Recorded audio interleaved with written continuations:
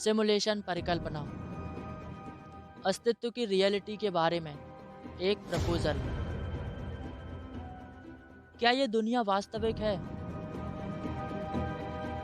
ये सवाल आपको अजीब लग रहा होगा, है ना? अजीब लग रहा है क्योंकि मैंने दुनिया के अस्तित्व पर ही क्वेश्चन मार्क लगा दिया। तो दोस्त, किसी चीज़ पर क्वेश्चन मार्क लगाने से ही उसका एग्जैक्ट आंसर मिलता है। क्वेश्चन मार्क लगाने से ही बड़े बड़े इन्वेंशंस होते हैं, बड़ी बड़ी डिस्कवरीज होती हैं।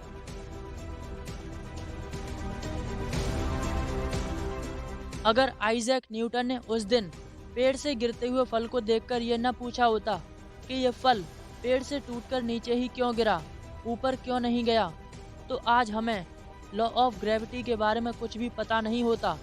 तो यह क्वेश्चन बिल्कुल जायज़ है कि यह दुनिया जिसे हम और आप देख रहे हैं, ये रियल है या फिर कोई सिमुलेशन, वर्चुअल वर्ल्ड। जैसे आप अभी इस वीडियो को देख रहे हो, तो ये वीडियो क्या है? दरअसल ये सब भ्रम है, पिक्सेल्स का कमाल है। पिक्सेल्स ऐसे बिहेव करती हैं मानो आप कोई रियल सीन देख रहे हो, लेकिन इस रियलिटी में सिर्फ पिक्सेल्स ही असली हैं। बाकी आप जो सीन देख रहे हो वह सिर्फ एक इल्यूजन।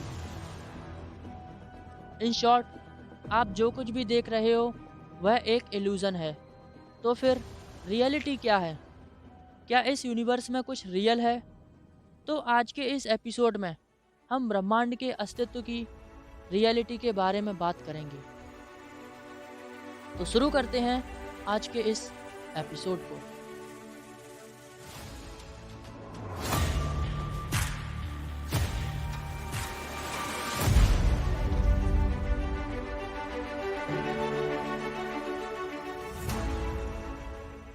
दोस्तों, वीडियो गेम्स की अपनी एक अलग दुनिया है और इन्हें क्रिएट करने के लिए ग्राफिक्स प्रोसेसिंग यूनिट्स काम कर रहे हैं। दोस्तों, आपको ये नहीं लगता कि हमारी ज़िंदगी भी इन कंप्यूटर गेम्स की तरह है? और हो सकता है कि इसे कोई एडवांस सभ्यता ऑपरेट कर रही है और हमारी स्वतंत्र इच्छा, जिसे हम महसूस करते हैं, उसी गेम का एक फीचर है। अब आप सोचोगे कि what nonsense, how it's possible. Let me explain. बस आप इस वीडियो को पूरा ज़रूर देखना। वीडियो में आगे बताए गए साइंटिफिक प्रूफ को देखकर आप खुद भी हैरान हो जाओगे। ये कोई कल्पना नहीं है, बल्कि साइंटिफिक सबूत होंगे जो विज्ञान और उसकी थ्योरीज पर आधारित हैं। वीडियो को देखने के बाद आप एक बार ज़रूर सोचोगे कि क्या है रियलिटी और क्या है सिमुलेशन। कंप्यूटर गेम्स एक सॉफ्टवेयर होते हैं जो कोड्स पर काम करते हैं, यानी जिसने भी एक गेम डेवलप किए उसने सारी जानकारी को कोड्स यानी नंबर्स के रूप में स्टोर किया है, और यही कोड इंस्ट्रक्शंस यानी अनुदेशों की तरह काम करते हैं और कंप्यूटर को बताते हैं ये गेम कैसे काम करेगा, कैसे कैरेक्टर होंगे, कैसी दुनिया दिखेगी। यह एक कंप्यूटर सिमुलेशन है, एक वर्चुअल वर्ल्ड। ऐसे गेम जिसे हम अपनी इच्छानुसार कंट्रोल कर सकते हैं, और इन्हीं कोड्स को ग्राफिक्स कार्ड प्रोसेस करता है, जिसे हम देख सकते हैं, उसे कंट्रोल कर सकते हैं। इन गेम्स में भी डेवलपर्स ब्रह्मांड के वही सिद्धांत को ध्यान में रखते हैं जो सिद्धांत हम इस दुनिया में अनुभव करते हैं, जैसे कि ग्रेविटी और किसी वस्तु के आर पार न जा सकना, ताकि आपको वह गेम ज़्यादा से ज़्यादा रियल लगे। यानी हम कुछ नंबर्स के कोड के माध्यम से ही इस ब्रह्मांड के सिद्धांत को बना सकते हैं। अब इस यूनिवर्स को देखो। इसे देखकर ऐसा नहीं लगता कि ये यूनिवर्स भी इन्हीं नंबर्स के कोड पर आधारित है? दोस्तों, ऐसा नहीं लगता पृथ्वी पर सब कुछ इतना सटीक क्यों है? चाहे सूर्य की दूरी की बात करें या यहाँ के वातावरण की, क्यों ग्रेविटी के चलते सब कुछ एक दूसरे की तरफ अट्रैक्ट होता है? हमारे स्पेस की ऐसी विशेषताएं क्यों हैं? ऐसा नहीं लगता कि ये सब जानकारी, ये सब नियम किसी ने एक कोड के रूप में स्टोर किए हैं कि ऐसा करोगे तो सिर्फ ऐसा ही होगा। दोस्तों, कहीं ना कहीं हमारा यूनिवर्स भी इन्हीं नंबर्स के कोड पर आधारित है। नंबर्स यूनिवर्स की भाषा है। जैसे गेम में आप जितना ऑब्जर्व करते हैं, आपको वे ही चीज़ें दिखाई देती हैं। आपको पीछे का पोर्शन दिखाई नहीं देता, और आप कोई चीज़ नज़दीक से देखते हैं तभी आपको उसकी डिटेलिंग दिखाई देती है, और दूर से देखने पर वो बारीक डिटेल्स दिखाई नहीं देती। बिल्कुल कंप्यूटर गेम्स की ही तरह चीज़ें हमें भी तभी दिखाई देती हैं जब हम उसे देखें, और जब हम उसे नहीं देख रहे होते तो वो बिल्कुल एग्जिस्ट ही नहीं करती, बस एग्जिस्ट करने की पॉसिबिलिटीज़ होती हैं। दोस्तों, ये नहीं लगता कि हमारे यूनिवर्स में कुछ ऐसा ही है? ब्रह्मांड में कंप्यूटर कोड्स मौजूद हैं, और यह ब्रह्मांड एक कंप्यूटर सिमुलेशन है। दोस्तों, कंप्यूटर सिमुलेशन कितना भी परफेक्ट क्यों ना हो, उसमें कोई ना कोई कमियां, बग्स रह ही जाते हैं, जिनमें से एक है डेजा वू। दोस्तों, आपको कभी कभी ऐसा नहीं लगता कि आपको कोई स्थान या व्यक्ति जाना पहचाना लगता है, जबकि आप उस स्थान पर पहले कभी गए ही नहीं और उस व्यक्ति से भी पहले कभी नहीं मिले? ऐसी घटनाएं जिनमें आपको महसूस होता है कि यह घटना आपके साथ पहले हो चुकी है और यह दोबारा हो रही है, इसे ही डेजा वू कहते हैं। ये घटनाएं सिमुलेशन के प्रोग्रामिंग में किसी खराबी के कारण या किसी बग्स के कारण होती हैं, और यही कारण है कि हमें कभी कभी सुपरनेचुरल वस्तुएं जैसे भूत, प्रेत या आत्माएं दिखने लगती हैं। ये एक तरह के सिमुलेशन में आए वायरस की तरह होता है और रियलिटी ब्रेक होने लगती है। अब बात करते हैं विज्ञान के एक बहुत ही फेमस एक्सपेरिमेंट की, जो ब्रह्मांड के सबसे सूक्ष्म पार्टिकल के सुपरपोजिशन के विचार पर प्रस्तावित था। ये एक्सपेरिमेंट इतना फेमस है कि ये इतिहास का एकमात्र एक्सपेरिमेंट है जो ये बताता है कि ब्रह्मांड एक कंप्यूटर सिमुलेशन है। ये एक्सपेरिमेंट 1801 में भौतिक विज्ञानी थॉमस यंग द्वारा किया गया था, जिसका नाम है द डबल स्लिट एक्सपेरिमेंट। ये एक्सपेरिमेंट सूक्ष्म पार्टिकल जैसे इलेक्ट्रॉन और प्रोटॉन के सुपरपोजिशन पर प्रस्तावित था। अगर आप दो स्लिट के बीच से रेती के दाने को शूट करो तो वो स्लिट के पीछे उसी स्लिट के आकार की लकीरों जैसा सीधा पैटर्न बनेगा। इस पैटर्न को हम पार्टिकुलर पैटर्न कहते हैं, क्योंकि यह सॉलिड पार्टिकल से बनता है। अब अगर हम पानी को उसी दो स्लिट से पास करें तो वो वेव्स के सबसे तीव्र पॉइंट के प्रभाव में दिखेगा और ऐसा पैटर्न देखने को मिलेगा। इसे इंटरफेरेंस पैटर्न कहते हैं, क्योंकि ये वेव्स एक दूसरे से इंटरेक्ट करती हैं। अब हमने ये तो जान लिया कि पार्टिकुलर पैटर्न और वेव्स का इंटरफेरेंस पैटर्न क्या है। अब क्या होता है जब इलेक्ट्रॉन को इन स्लिट से निकाला जाता है? वैसे तो इलेक्ट्रॉन एक पार्टिकल है।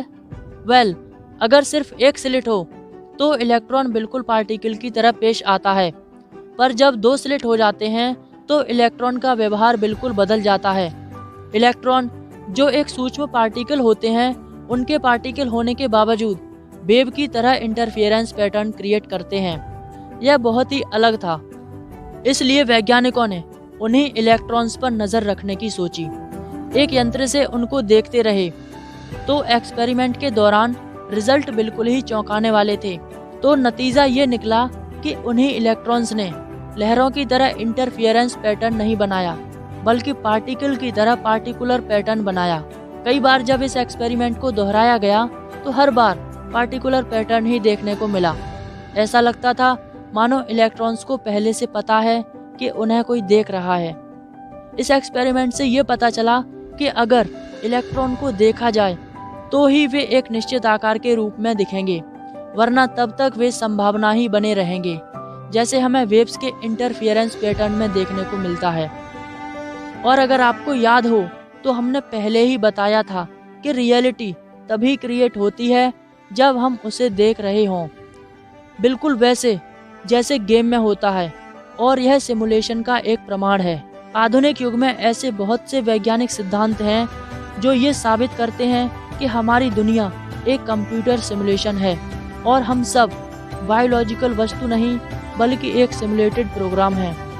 ऐसे ही सिद्धांतों में सबसे ज़्यादा विख्यात सिद्धांत है अल्बर्ट आइंस्टाइन की थ्योरी ऑफ जनरल रिलेटिविटी। इसके अलावा स्टीफन हॉकिंग भी सिमुलेशन थ्योरी को सच मानते थे। आइंस्टाइन ने यह साबित किया था कि लाइट स्पीड ब्रह्मांड की स्पीड लिमिट है। मतलब कोई पार्टिकल जिसके पास द्रव्यमान है वो लाइट स्पीड से ट्रेवल नहीं कर सकता। इसके साथ साथ उन्होंने ये भी प्रूव किया था कि जितनी तेज गति से कोई वस्तु ट्रेवल करती है उसके लिए समय उतना ही धीमा हो जाएगा, जिसे टाइम डायलेशन कहते हैं। आइंस्टाइन की ये थियरी ब्रह्मांड के सिद्धांतों में स्पीड और टाइम का एक गहरा रिलेशन बताती है, और ऐसा क्यों है वो कोई नहीं जानता, लेकिन सिमुलेशन थियरी इसे एक्सप्लेन कर सकती है। इस थियरी के हिसाब से हमारा ब्रह्मांड एक निश्चित स्पीड से अपडेट होता है, जिसके आधार पर यह हमें उस घटना का एहसास कराता है। एक निश्चित स्पीड से दुनिया के बारे में अपना दृष्टिकोण बनाने के लिए दिमाग हमारे सेंस का उपयोग करता है। यह स्पीड लिमिट आज के कंप्यूटर्स के लिए कई गुना ज़्यादा है। जैसे कंप्यूटर्स की प्रोसेसिंग पावर होती है, उसे अपडेट करने के लिए अगर हम किसी गेम के फ्रेम पर सेकंड को इंक्रीज करें तो गेम लैग करने लगता है, मतलब स्लो हो जाता है। वैसे ही लाइट स्पीड से ट्रेवल करने पर टाइम आपके लिए रुक जाएगा, यानी यूनिवर्स की प्रोसेसिंग पावर बढ़ जाएगी और ब्रह्मांड आपके लिए अपडेट होना कंप्लीटली बंद हो जाएगा। इसका एक महत्वपूर्ण प्रूफ क्वांटम इंटेंगलमेंट थ्योरी से मिलता है। हम सब जानते हैं कि सूक्ष्म पार्टिकल जैसे इलेक्ट्रॉन, प्रोटॉन एक डायरेक्शन में स्पिन कर रहे होते हैं। इसे पार्टिकल स्पिन कहते हैं, लेकिन ये तभी होता है जब हम उन्हें देख रहे होते हैं। इससे पहले वो किसी भी निश्चित डायरेक्शन में स्पिन नहीं हो रहे होते, बल्कि एक सुपर पोजिशन में होते हैं। अगर दो पार्टिकल एक दूसरे से इंटरैक्ट करते हैं तो law of conservation of momentum के चलते दोनों के डायरेक्शन एक दूसरे के अपोजिट होने चाहिए। जैसे यूनिवर्स में एनर्जी हमेशा कांस्टेंट रहती है, वैसे ही मोमेंटम भी कांस्टेंट रहता है, और यही बताता है law of conservation of momentum, और इसे ही हम कहते हैं द क्वांटम इंटेंगलमेंट। और उन दोनों पार्टिकल को ये पता नहीं होता कि उन्हें किस डायरेक्शन में स्पिन करना है।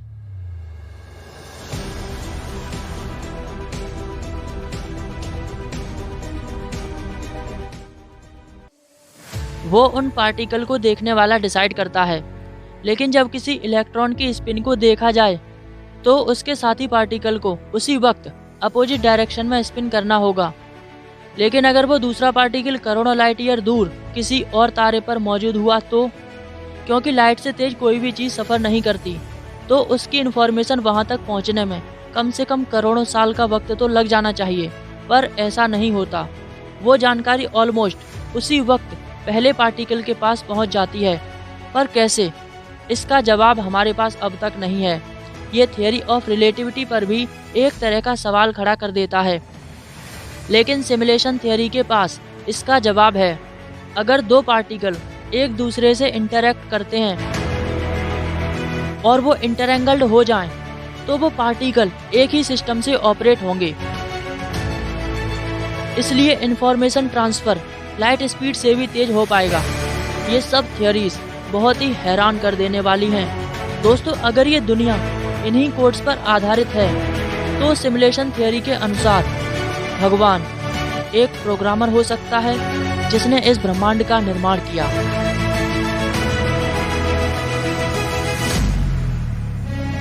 लेकिन सिमुलेशन थियरी ये भी कहती है कि भगवान ऐसा क्यों करेगा। हो सकता है भगवान या फिर प्रोग्रामर जिसने ये कोड तैयार किए ये देखना चाहता हो कि कोई सभ्यता कैसे विकसित हो सकती है। सिमुलेशन थियरी के अनुसार जिस व्यक्ति को सिमुलेशन में जीवन के अस्तित्व का पता चल जाता है उसे भगवान या प्रोग्रामर डिलीट कर देता है।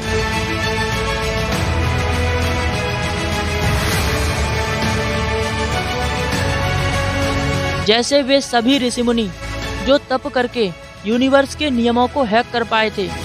वे तब करते करते ही शरीर त्याग देते थे या किसी रहस्यमय तरीके से मृत्यु हो जाती थी।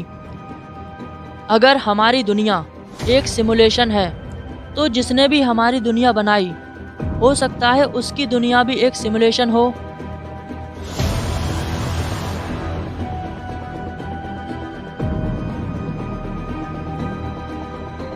दोस्तों, अगर इतिहास में देखें तो ग्रीक फिलोसफर सुकरात भी ये मानते थे कि ये दुनिया असल दुनिया नहीं है।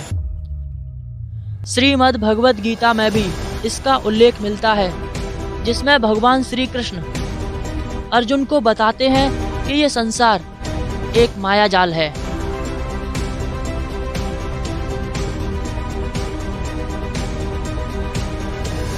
तो दोस्तों, अब इस वर्चुअल वर्ल्ड से बाहर आते हैं और आज की इस वीडियो को यहीं पर समाप्त करते हैं।